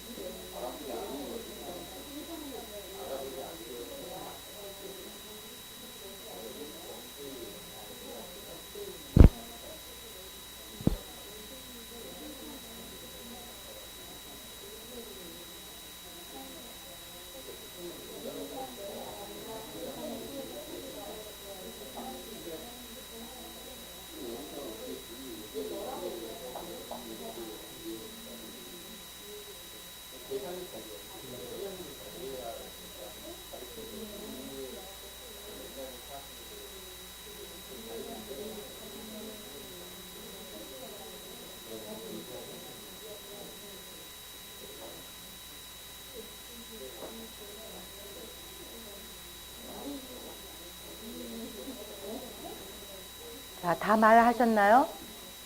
자, 그러면 저기 이런 거 혹시 있으신가요? 그 같이 전달하려고 말을 꼼꼼히 읽으면서 들여다봤더니 혹시 새롭게 다가온 거 있나요? 이게 좀 익숙한 이야기긴 한데 그래도 누구한테 전달하려고 꼼꼼히 읽어봤더니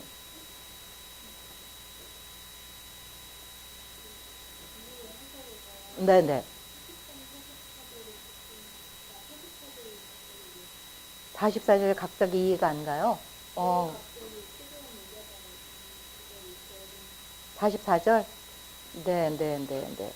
혹시 이거 생각해 본 적 있으신 분 계신가요?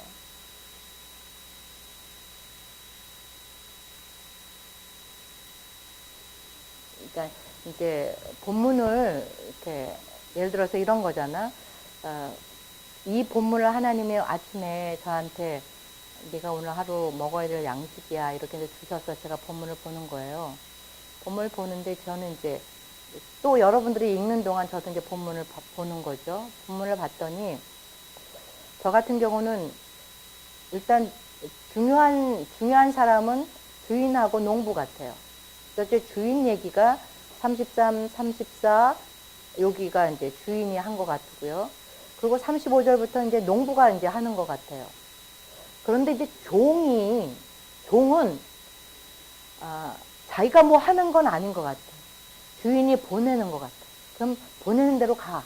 근데 그게 종들이 그리고 또 다시 다른 종들이 또 처음보다 또 더 많이 보내지는 종들 이렇게 종들은 이렇게 등장을 하는데요.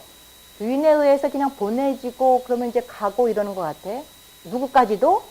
아들까지도 그렇게 되는 것 같아요. 그런데 본인들은 그냥 심부름만 하고 이렇게 되어지는데 농부들에 의해서 어떻게 되는 거예요? 얻어맞고 그지? 막 이런 것이 그냥 당하는 것이 좀 보였어요. 그러면서 이제 어떻게 할까 이렇게 물어보는 거죠. 그러면서 열매 바칠 만한 다른 농부한테 주지 않겠냐 이렇게 결론을 내렸습니다. 그렇게 하고 나서 그 다음 아랫부분을 봤을 때 저는 이런 생각이 들었어요. 너희가 성경에 건축자들의 버린 돌이 모퉁이 머릿돌이 되었나니 이것은 주로 말미암아 된 것이요 우리 눈에 기이하도다 함을 읽어보지 않았느냐 이런 얘기가 느닷없이 나오잖아. 그러면 보세요. 이런 어떨까? 농부예요. 농부인데 종이 왔어. 그리고 상속자까지도 왔잖아요.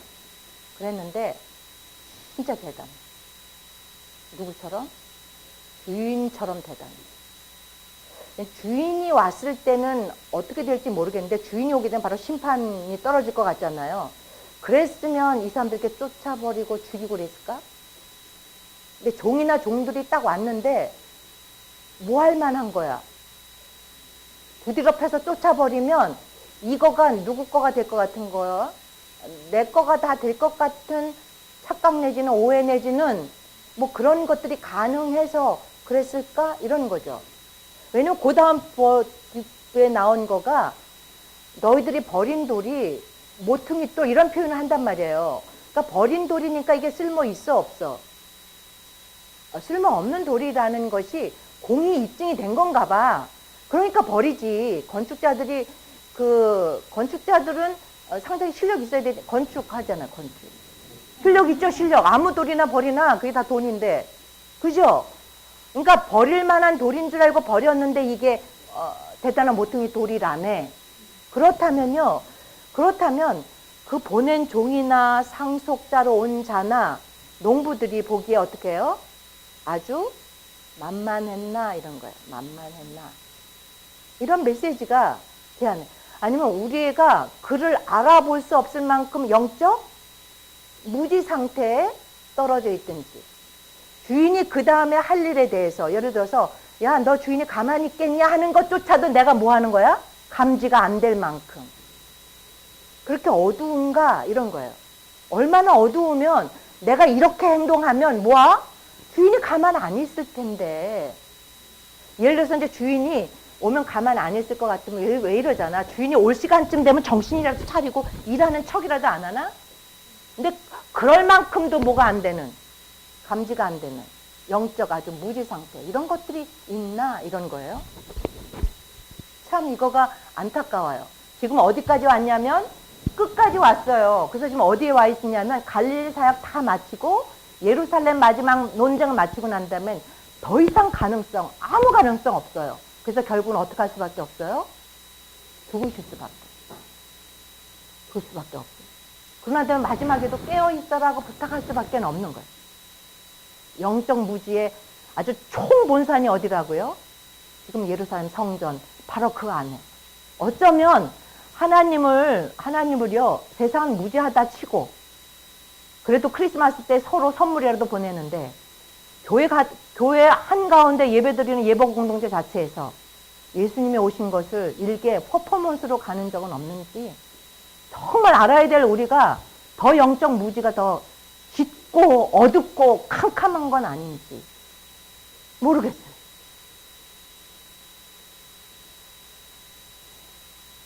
주인이 올 것에 대해서 도무지 생각이 있는 그런 것 같지 않아요. 자, 그러고 지금 그거요. 하나님 나라를 빼앗기는 것 동그라미를 치고, 깨지는 것 동그라미 치고, 가루로 만들어 흩날리는 걸 이렇게 동그라미 좀 쳐보면 저는 이것을 진행 과정처럼 좀 보여요. 빼앗기는 것 같은 경우에는 아직도 여지가 있는 것 같고요. 돌 위에 떨어져서 깨졌어요. 그래도 깨진 것도 어떻게 좀 회복이 되는데요. 마지막 가루가 돼서 흩날리면요, 영원히 회복 불가능한 상태로 떨어지는 그런 어떤 진행 과정 같은 그런 것들이 보이는 심판의 한 모습이 이렇게 전개되고 있는 것이 오늘 본문인 것 같아요. 그래서 아까 저희 형제가 도대체 이 사람들이 뭘 알아들었을까? 뭐야?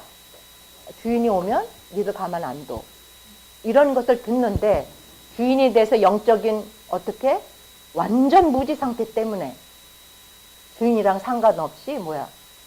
하나님의 무리들만 좀 무섭고, 그래서 시간이 나면 예수님을 잡아 죽이려고 하는 계획은 진행하는 그런 일이 계속 벌어지는 상태를 오늘 보여주는 거. 이런 것들이 좀 오늘 보였어요.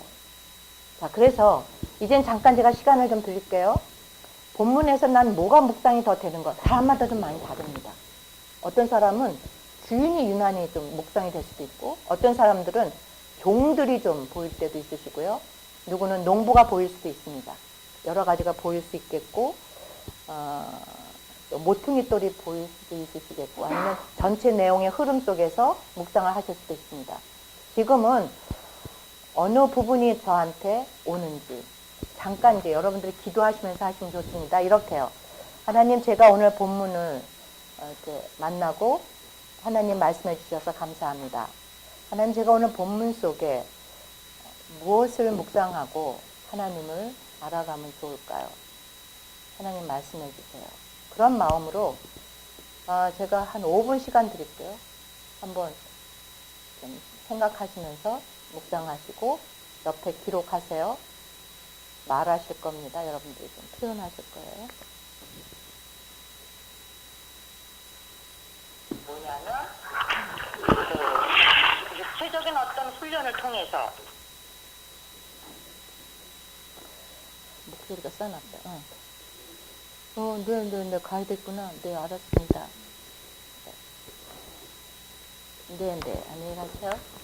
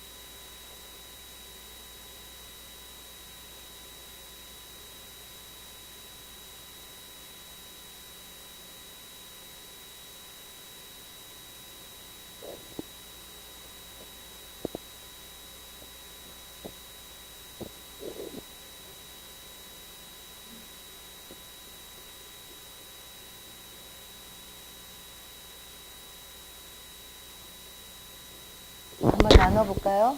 저기 그냥 그다음 그러니까 편안하게 하세요. 아, 저는 패스입니다. 그러면 패스하셔도 됩니다. 자, 어떠셨어요?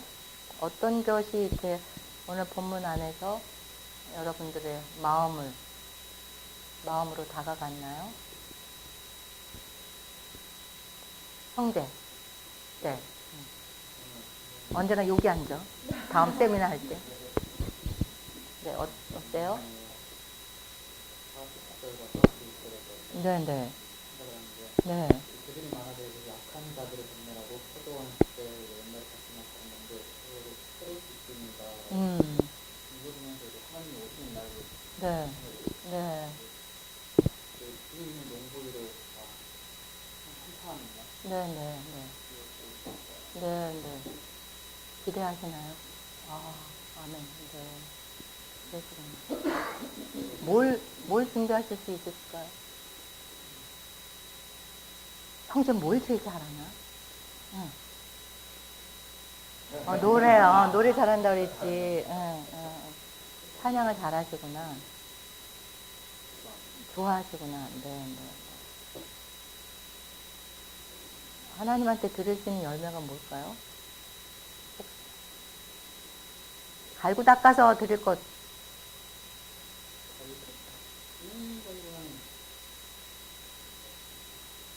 있는 모습들을 보시는 오, 자신 있어? 하나님께 주신 거니까 주신 거 그냥 돌려드리는? 그런데 이제 그렇구나. 갈고 닦으면 좋겠죠. 그거를 너무 의식적으로 제가 해서 보이기 쉽지 않다. 온전한 마음. 네, 온전한 마음으로. 네. 네, 좋습니다. 네. 그렇게 해서 할 수 있는 거가 뭐가 있을까요?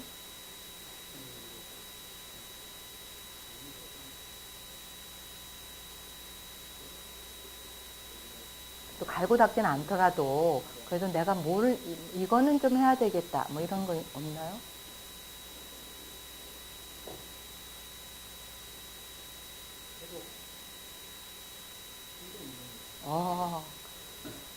그거 어떻게 검증할 수 있을까?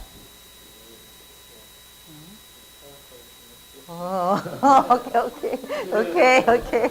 네, 좋습니다. 이러다가 하나 더 가면 내가 어떻게 검증할 수 있죠? 여기까지 가는 거예요. 내가 어떻게? 일주일에 한 번씩 전화 통화할까요? 막 이렇게 그 다음 질문까지 가는 겁니다. 네, 고마워요, 형제. 자, 그 옆에, 네.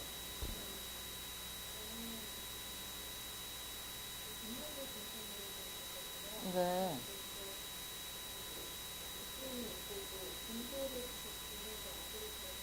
네네.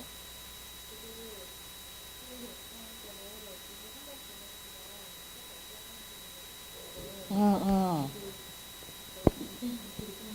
그치, 응.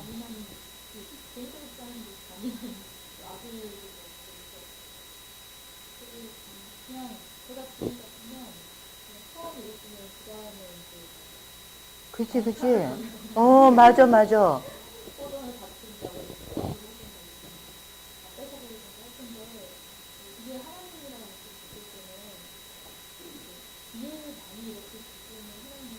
네. 네. 네, 그러죠. 응.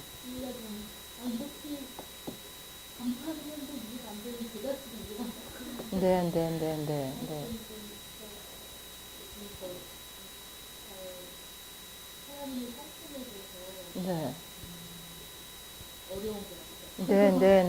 네.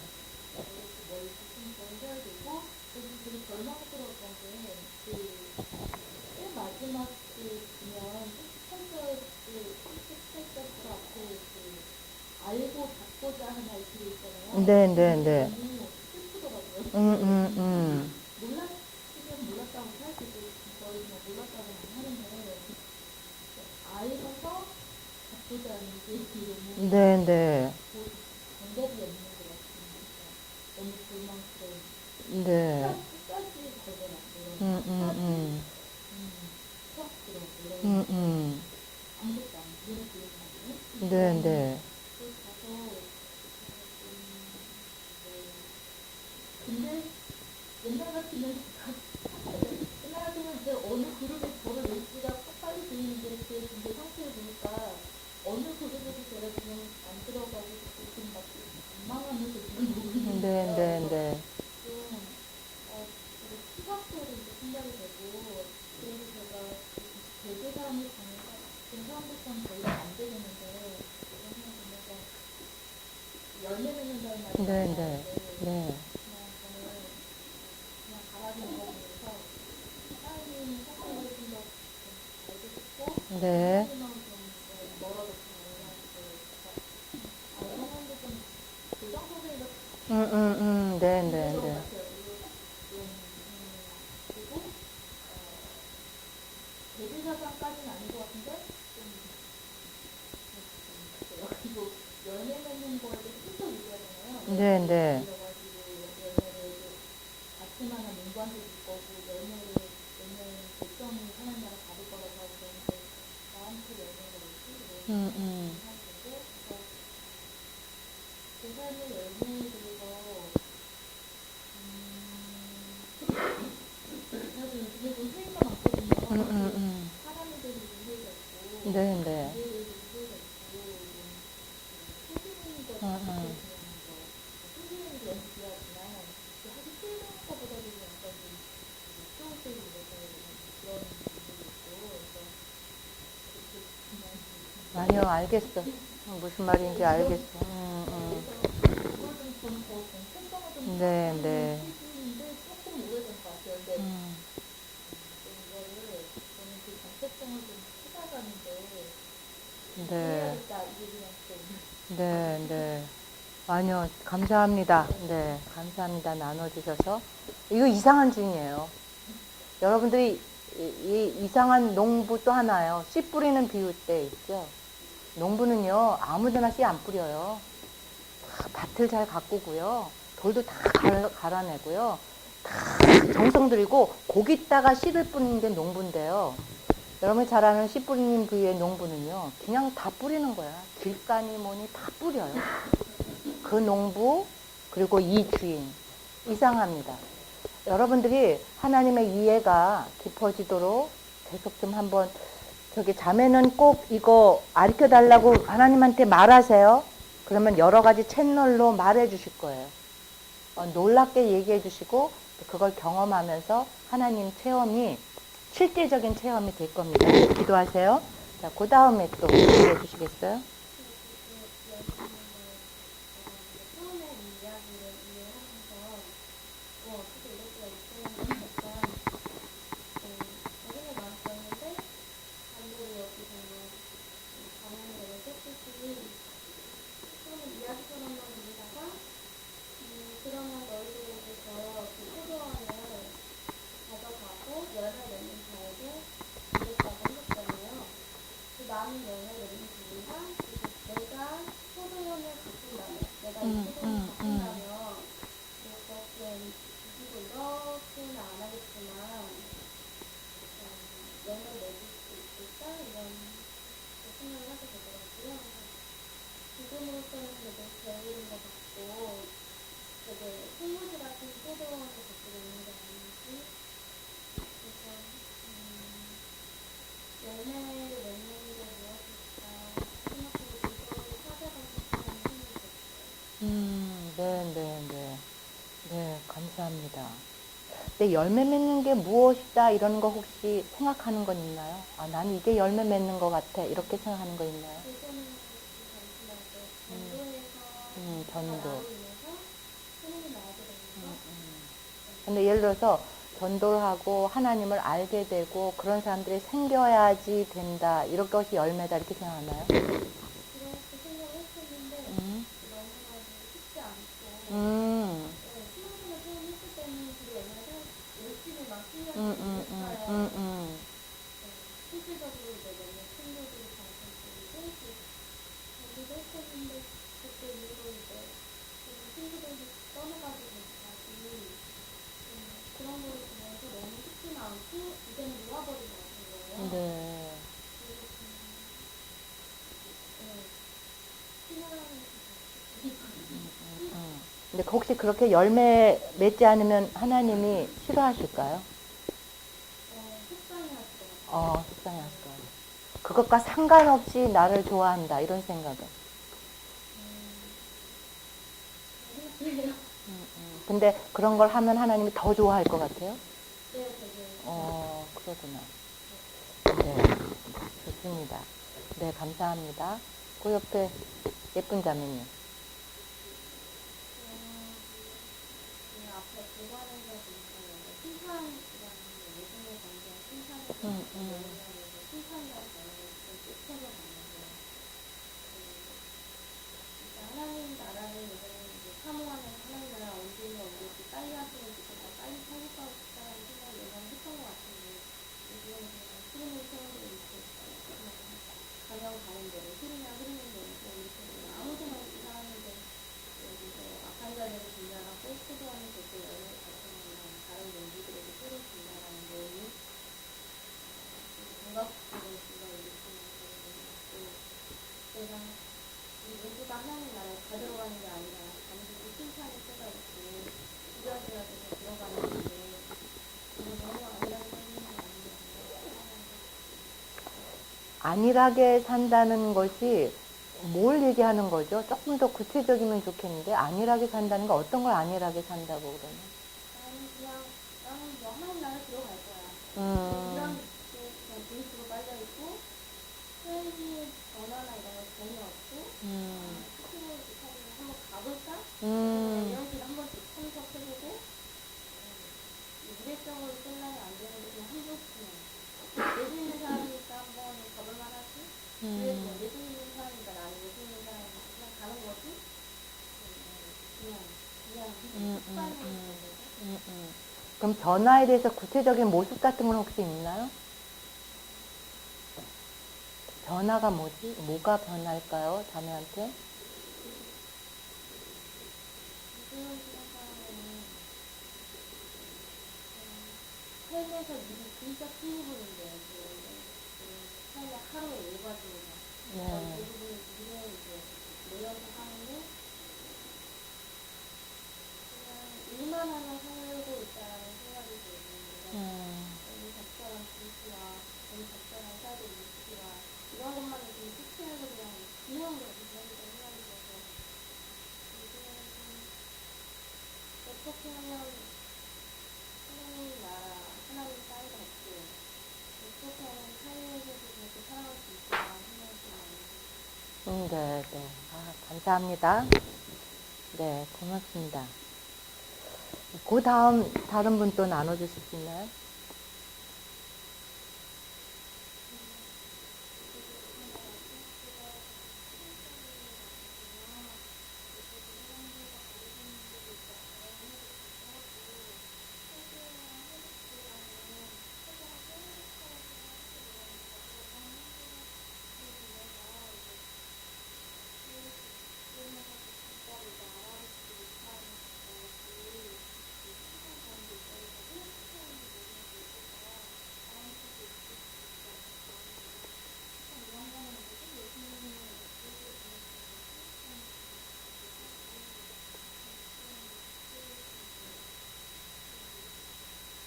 네, 네, 네.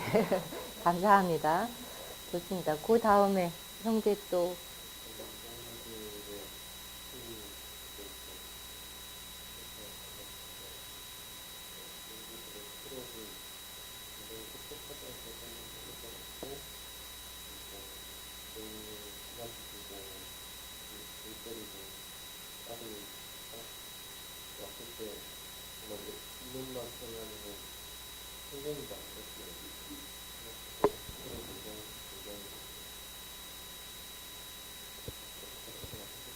네, 네.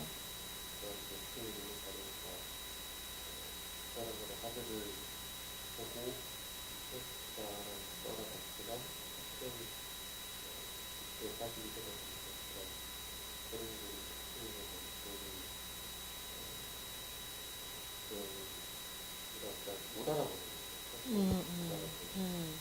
그래서 결국은 하나님도 못 알아보고 어려운 관계로 네.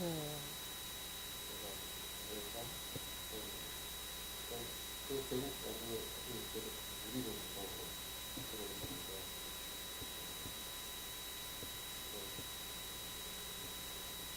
나는 그렇지 않을까 고민하고 있어요. 사람들의 기분을 그래서 내가 있을 때 그랬을 때문에 정말 중요한 것들을 고민했다. 네. 자, 이제 그런 생각이 들었어요. 그러면 삶의 자리에서 어떻게 하면 좋을까요? 지금 당장 내는 수납 부족한 일들을 쫓아가다 보면 어떻게 해야 되잖아요. 네. 공부를 하나 그리고 여러 개 그리고 그 지금 갖다가 서서히 나중에 네. 이런 문제도 그렇고 그래서 나가는 문제에 있어서 자존감 그대로 하고 실수한 같은 경우는 영화를 익히고 하는 거 내용 시키는 게 중요해서 네. 내리면서 장난기 빠졌기 때문에 열심히 따라가면서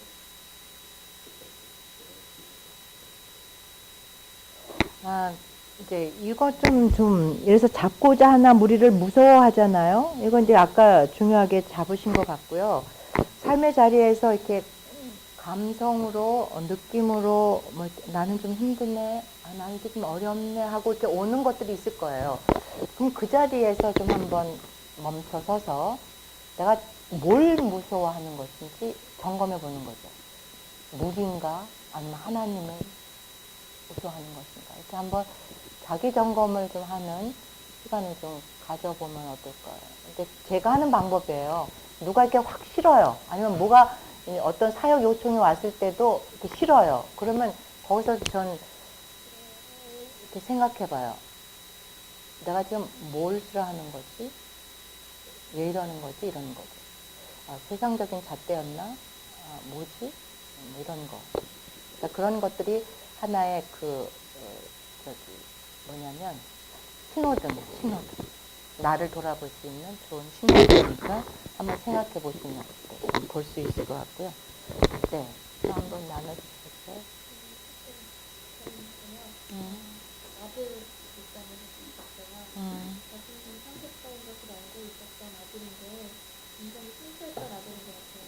예수님처럼 공들이 앞에서 그렇게 죽어 나가는 거를 아들도 안 들어왔으면 다 알았을 텐데 결국 아버지 말씀 순종해서 갔는데 얼마나 속상했을까가 느껴졌어요. 그래서 농부들의 행동을 보고 공들이 죽는 걸 보고 고발하고 싶고 자기 실수 이랬을 텐데 많이 무서웠을 것 같다는 생각을 했어요. 그리고 그 해석 중에서 칭찬 다가오면서 열매 맺는 백성이 되어야 된다는 그런 부분에서는 사실 이 PT 모임을 참여하는 것도 제 개인적인 몸부림이었거든요. 그래서 너무 하나님 말씀을 제가 사회적 규칙 같은 거 되게 잘 지키는데 이건 어떻게 보면 PT하는 거는 저랑 하나님 1대1 규칙인 거잖아요. 이건 좀 어떻게 룰 같은 거를 만들어서라도 좀 지켜보고 싶어서 상담하게 된 건데 열매를 맺고자 하면 사람들 사이에 보이는 규칙뿐만 아니라 저랑 하나님 1대1 규칙도 좀 잘 지켜보는 그런 기회를 만들고 싶었어요. 그래서 그걸 꾸준히 할 수 있는 시간이 되어야 생각했어요. 네. 감사합니다. 근데 이제, 제가 아까 나눔방이 없는 사람, 큐티하는 사람이라고 제가 인정 안 한다고 그랬죠. 이게 제 원칙이에요. 왜냐면, 나눔 공동체, 이게 적용 기도하는 기도 공동체예요.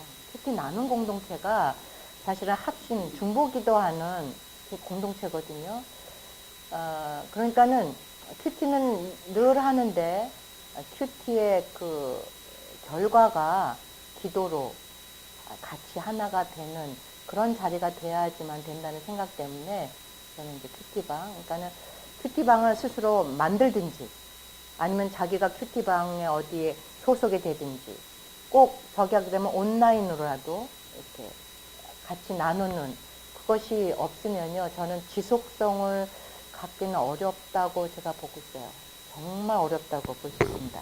근데 저도 오늘 그 41절에 열매를 바칠 만한 다른 농부들에게 새로 줄지니다라고 사람들이 알아요. 이게 이제 지식적으로 아는 거죠.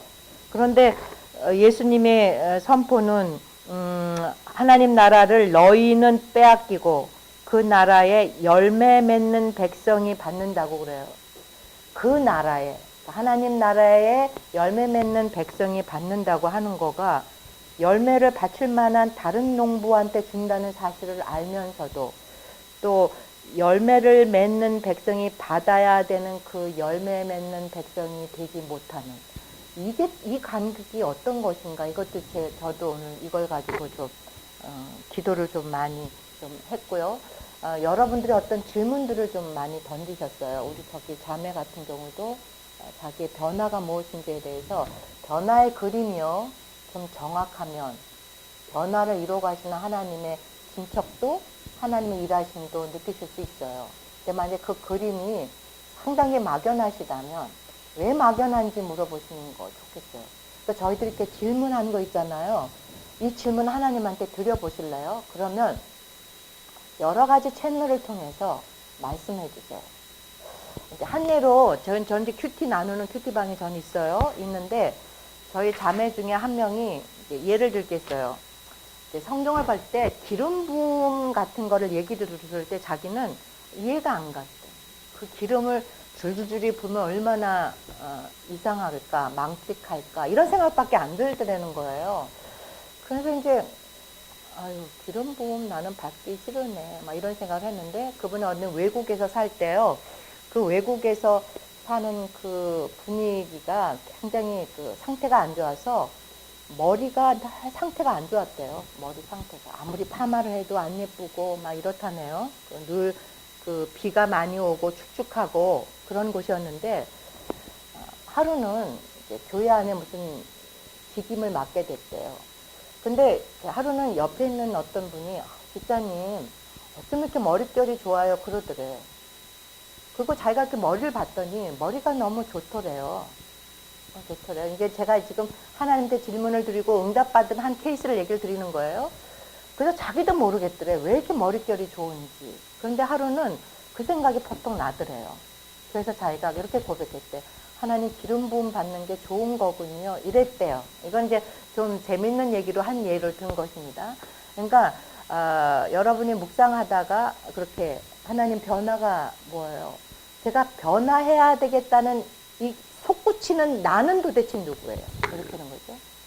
어쩌면 변화를 추구하는 자매의 그 자리가 누군가는 그 자리를 가고 싶어서 몸부림치는 자리일 수도 있어요. 그죠? 누구는 발벗고 뛰어도 못 가는 자리에 있는 것일 수도 있어요. 한데 나는 도대체 이 자리에서 또 다른 변화를 추구하는 나는 도대체 어디에 있는 것입니까? 이런 질문 던질 수 있습니다. 그래서 던지고 질문을 드리고 질문의 답을 기대하고요. 기대하는, 한번 변화를 한다는 것보다는 하나님 제가 당신을 기대합니다. 이렇게 한번 기도를 바꿔보시면서 기대하면 어떻을까 이런 생각도 듭니다. 그래서 큐티를 통해서는요, 제가 하나님한테 물어보는 겁니다. 큐티는 뭐 하는 거다? 하나님하고 서로 대화하는 거잖아. 그러니까 당연히 나는 하나님의 말씀에 뭐가 있어? 질문거리가 있는 것입니다. 그래서 저희들이 한 주간 지낼 거예요. 다음 주에는요, 이렇게 할 것입니다. 한 주간 이제 묵상을 하잖아요. 그런데 요 중에서 하루치를, 그러니까 여러분 다 다르겠죠? 하루치를 제가 묵상 기록하는 거라 그랬죠? 기록하고 적용을 하루치를 기록해 가지고 오는 것입니다.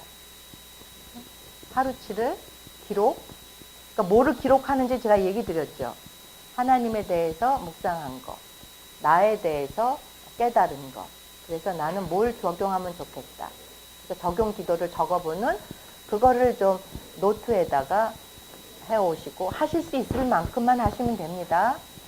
그래서 그냥 다음 주에 우리 마무리할 건데 그래도 오셔요. 네. 그래서 다음 주에는 한번 그러니까 요거를 가지고 이제 실천해 보는 거죠. 요걸 가지고 실천해 보는 겁니다. 실천해서 좀 근데 혹시 본문에서 뭘 잡아야 될지 모르겠다 이러는 사람 같은 경우는 하나님의 모습만 찾아보는 것도 방법입니다. 하나님의 모습. 뭐 여러 가지 식이 있어요. 큐티, 루터식, 무슨 식, 프레스식 뭐 하는 식이 있는데 어쨌든 다음에는 다양한 큐티 방법에 대해서 제가 또 잠깐 소개를 하고 주로 나눔 위주로 한번 생각해 보도록 하겠습니다. 시간이 오버됐지만 끝까지 경청해 주셔서 감사합니다. 네.